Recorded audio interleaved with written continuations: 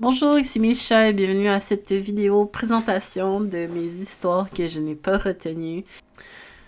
Un de mes plus grands défauts en tant qu'artiste écrivaine, c'est ma capacité à créer des histoires non-stop. Il y a beaucoup d'histoires que je ne parlerai pas dans ces vidéos parce que c'est vraiment les histoires que j'ai le moins travaillé. Les histoires que je réfléchis mais j'ai pas dessiner rien par rapport à ces histoires-là. Fait que à ces vidéos-là, j'ai deux parties. Cette partie, c'est la prochaine, qui va sortir la semaine prochaine. Chaque vidéo va avoir 3 histoires. Je vais vous parler de ces histoires-là. Alors, let's go. On va commencer tout de suite par Friends on Me Senpai. Friends on Me Senpai, c'est l'histoire de William, un Français qui a grandi au Japon et adore jouer à la basse. À son école, il semble avoir un malentendu. Une rumeur circule sur lui comme étant le roi des pervers. Étrange, car depuis plusieurs années déjà, il s'est toujours identifié comme un asexuel. Il n'a jamais été une seule fois été déplacé envers la gente féminine. Pas facile d'enlever cette image de lui. Quand il essaya d'entrer dans un club de rock alternatif de son école, composé juste de filles. Comment il va rester à s'en sortir et deviendra-t-il ami avec elle et même peut-être un sentiment romantique? Friends on Me Senpai, c'est une histoire humoristique itchy qui est là pour faire rire. Sans pourtant être une parodie, tu sais, les harems classiques pis tout. J'aime également l'histoire avec des groupes de musique. J'aime vraiment ça, écouter des animés puis lire des mangas par rapport à des groupes de musique. Je trouve ça super intéressant. Surtout que j'essaie un peu d'apprendre à jouer de la guitare. Ok, j'arrive pas à apprendre plus que 5 accords, ok. J'ai déjà tellement de trucs à faire, malheureusement. Comme les personnages qu'on a, il y a bien sûr William, le personnage principal. Il y a Vicky, la chanteuse principale. C'est pas son vrai nom, c'est un nom japonais, mais tout le monde l'appelle Vicky. Elle joue de la guitare accompagnant, le premier guitare. Ça arrive souvent dans les groupes qu'il y ait 2 guitares. Un qui fait les mélodies, puis un qui fait les harmonies. Fait que guitare accompagnant, c'est celui qui fait les harmonies. Puis la guitare principale, c'est celui qui fait la mélodie. Puis les solos. Puis tout ce qui est plus complexe pour juste chanter en même temps. C'est comme le plus compliqué. Il s'appelle Remi Tachibuka. Et c'est la guitariste principale du groupe. Sa passion, c'est le heavy metal. Et son rêve, c'est de réussir un parfait solo de son groupe préféré, Iron Maiden. Si je le mets en ligne, cette histoire-là, je sais pas si je vais juste créer un nouveau groupe puis juste écrire entre guillemets, genre, quel genre de type de musique ils font. Il va y avoir Minda, la bassiste. Il y a aussi la bassiste qui s'appelle Oba Toriyama. Elle est super cute. Elle a vraiment les tunes plus adorables. Plus pop rock. Il y a aussi Kimberly Burton. C'est la pianiste. Elle fait des effets audio puis du bruitage. Il y a aussi le meilleur ami de William, mais il est pas super important. Je vais pas nécessairement en parler là.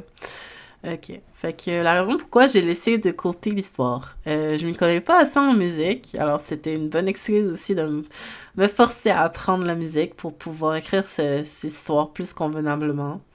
Fait que j'ai appris pas mal de choses en musique, mais j'ai juste touché le début de l'iceberg, la pointe de l'iceberg. Je connais tellement pas assez en musique pour m'asseoir vraiment comme écrire profondément sur l'histoire. Je voulais pas vraiment que l'histoire soit un peu romance humour avec très peu de musique. Je voulais aussi parler de musique et tout ce qu'il y a alentour. Apprendre la musique est quand même difficile pour un temps aussi court dans mon planning. Déjà que j'ai le dessin.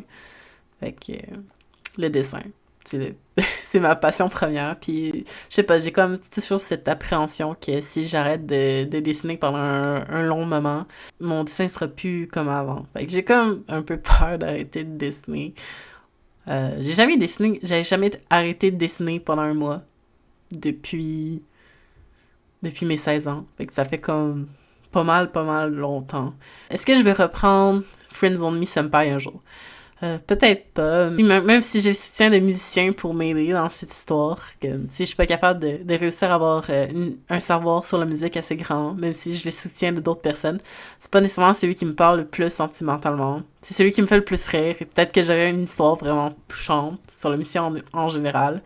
Mais plus que ça, d'autres histoires me parlent plus à moi.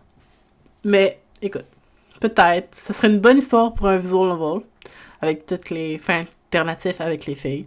Mais encore là, j'aurais beaucoup de problèmes avec où je trouve toute cette musique dans ce visual novel-là. Copy claim pis tout ça, ça va être un gros casse-tête. Vraiment, c'est vraiment un côté technique plus que côté histoire. J'ai vraiment tout déjà écrit l'histoire. C'est juste... Ouais, je peux pas vraiment parler de groupe de musique comme ça, en tout cas, à mon avis. Fait que c'est tout vraiment pour Friends of Me Senpai. Fait qu'on peut continuer avec le prochain, qui est vraiment plus steampunk, cette fois-ci aventure. Alors, je vais commencer avec le synopsis. C'est l'histoire d'Alan Stimfire, le petit-fils du grand scientifique Ethan Stimfire, qui a créé la substance qui alimenta la ville du futur, Ambrodegia. Mais pendant qu'il était tout petit, Alan vécut une pandémie brouillard causée par le Stimfire, qui transforma la plus grande partie de la ville en zombies. Seulement 5% de la population acquiert des pouvoirs surhumains. Cependant, le stigma entourant leur mystère s'épaissit quand les disciples de la grande déesse les désigna comme des unnatural, donc hérétiques, et commencèrent à les pourchasser et à les tuer. Ils créèrent un dôme sur le mur autour de la ville pour garder les zombies et le Stim en contrôle. Alan réussit à s'en sortir avec sa mère de la ville et se cachèrent au cœur d'une église amie. L'histoire commence vraiment quand une jeune pirate, Pamela Courbevoie, le recherche, car il est le seul à pouvoir ouvrir l'atelier de son père et arrêter la fumée avant que la fissure dans le dôme s'agrandisse. Stimfire, c'est une histoire steampunk aventure où je parle de corruption, de mystère et d'un groupe de pirates essayant par tous les moyens de redresser leur ville natale et leur honneur. Un jour, j'ai essayé de créer des adoptables. Personne voulait mes adoptables. Adoptable, c'est quand tu crées des ossis puis tu les vends à des gens. Fait qu'il y a vraiment des gens qui payent pour le design des ossis des autres. C'était très populaire il y a 10 ans. Maintenant, c'est vraiment devenu obsolète. Mais bon, personne n'en voulait. Et j'ai fini par créer une histoire autour d'eux.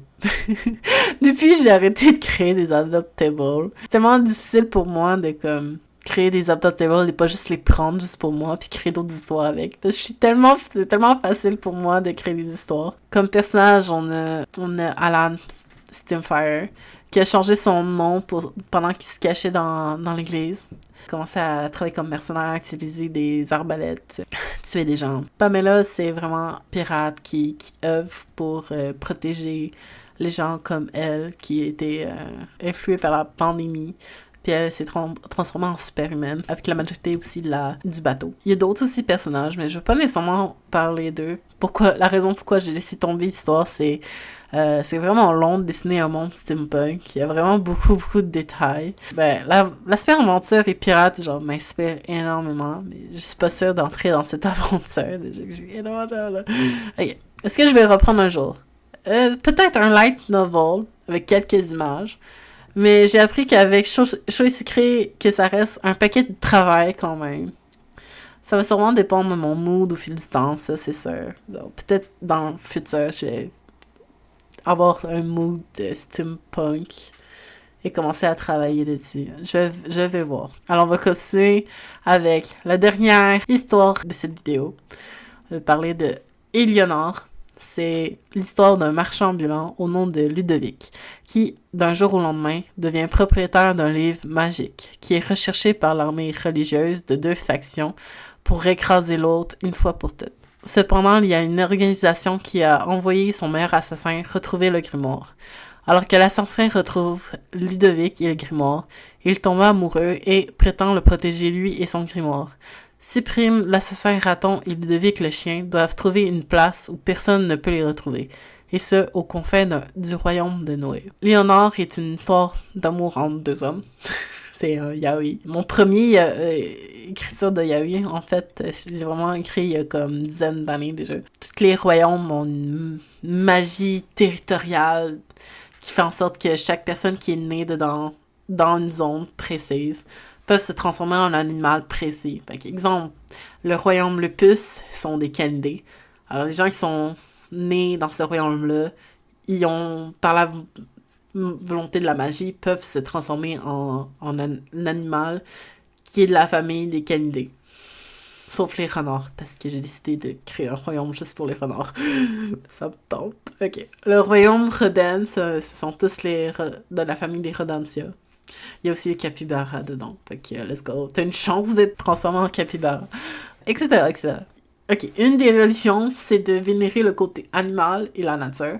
Et l'autre religion, c'est vénérer le côté humain et le progrès humain. Chaque territoire épouse plus une religion que d'autres sont plus mixtes, puis d'autres sont plus neutres et veulent pas se prononcer dessus. Vraiment, les religions se battent, entre guillemets, pour étendre leur influence un peu partout. Les royaumes sont régis par la magie territoriale, ils ont pas nécessairement d'intérêt à essayer de se battre entre eux. Fait que l'armée des royaumes est pas énormément forte, mais l'armée des religions, c'est quand même énorme. Personnages, il y a Cyprime, l'assassin raton, et qui se transforme en raton de temps en temps. Il y a le marchand Ludovic, qui se transforme en chien blanc. Un chien blanc fluffy, là. Énormément de personnages pour un monde aussi gigantesque, mais pas nécessairement besoin de parler de eux pour l'instant. La raison pourquoi j'ai laissé de côté l'histoire. Plus j'avançais dans l'histoire, plus je trouvais que j'avais mal écrit les relations entre les personnages.